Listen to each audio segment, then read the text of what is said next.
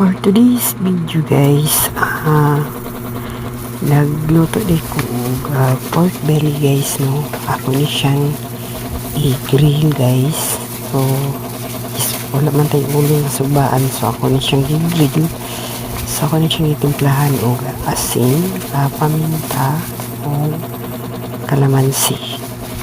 So ano siya guys, ato ni siyang i-mix mayo, kumot-kumot mais, gloves man kung sumi kumot-kumot ko din may guys, ano ni siyang mutuho pa ang timpla, no? O gata ng lutuon. Okay, so yan yun na siya guys, tagas man kayo, so akong gipiputol, no?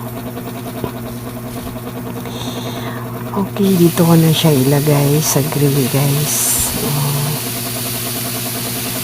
Yan, yung grill guys, ilagyan ko ng punasan ko na yung oil para hindi dumikit ang karne sa grill. So yan, yung mantika na pinunas ko sa kanya guys, may yan, may black pepper kung nilagay na kailangan sa hindi pa maluto yung nagawa ko ng mga ricados ng inihaw kong baboy. Yan, ito yan, pipino yan.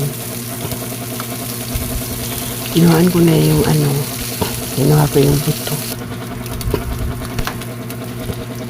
para hindi magtubig yung kinilaw kong baboy. Yan, ito sili guys at saka kalamansi. Ito ilagay ko sa inihaw na baboy. Pigain ko to yung kalamansi at hiwain ko tong pino, yung sili.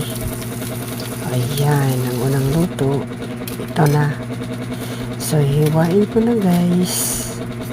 Ganyan lang ang paghiwa, yan lang kaliit. Yan, okay.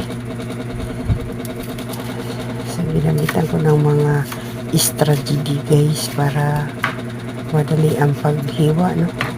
Yan, okay.